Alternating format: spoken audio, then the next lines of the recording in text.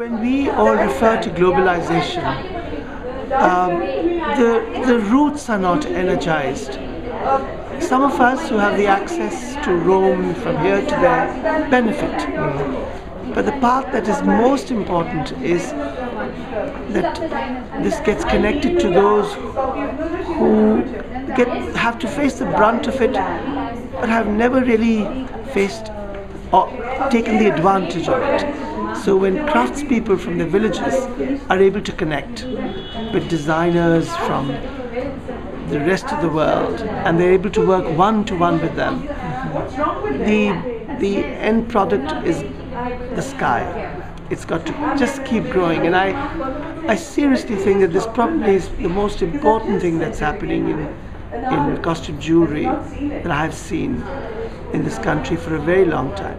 One of the things that we'd like to do is to turn the more flat two-dimensional things into something more funky and three-dimensional, and to brighten up their colors and break down some boundaries that they have, which often happens when they're isolated. So coming to a center like this, they can see other people working and get their own minds working, and maybe even support one another in new techniques.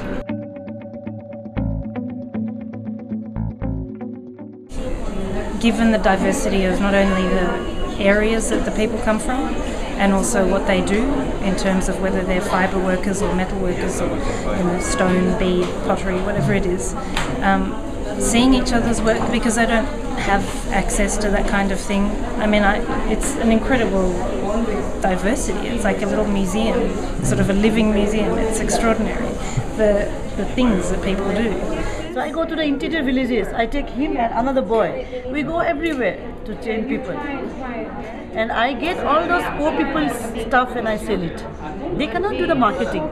They can't get through the market. They're very poor. They don't get their both times meal. So I am giving them the skill and design. I motivate them to work. I stay with them, I eat with them, I enjoy. You know, my intention is not to earn money, to give them livelihood.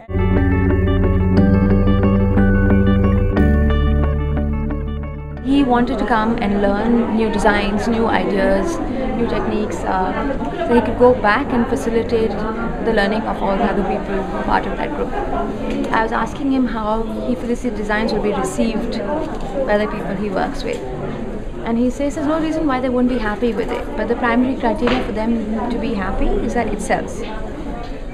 But beyond the marketability of a design, there is another factor that he prizes higher perhaps, which is that one needs to have satisfaction in what one makes. And it might be a very minute thing, doing something that's very detailed, but being able to do it better or more beautifully than somebody else, or than you yourself were able to make it earlier. And that's a personal milestone, that's enough for satisfaction. So this is the playing bit really to start with. It's what they need to do is play a bit without worrying that it's going to be something that they've got to sell on a stall tomorrow, you know. And that's what's important, that stage, that one stage, you know, before they then start thinking about the practicality. But, you know, looking through these images, look at these, you know, just elements. Look how incredibly gorgeous the feet are. They're just stunning. And then these, you know, heaps of these amazing, look at the legs. I mean, this whole thing can be a necklace in itself, just legs, you know. So just talking to her about all these ideas of what she can do with what she's already working with, and just shifting it sideways a little, and so we have a foot. And she's pretty excited, so yeah, we're waiting to see what happens.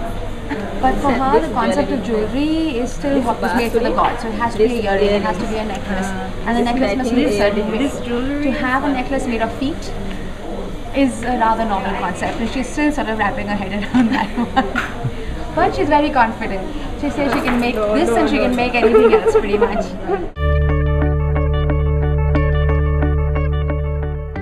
It's a consultative process. She asks them what they think about what they're making and why they feel what they feel and what they would like to do instead and for whom. And so it's not top down.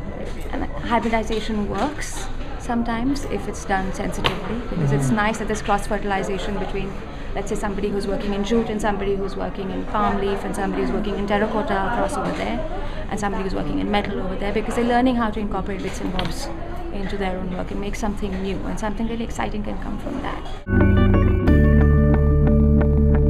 People, at least 5 people or 10 people appreciate our handicraft, we are very happy, sir.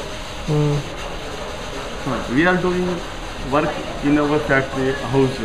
If we came up, some 10-15 people are seeing that happy, we are also happy.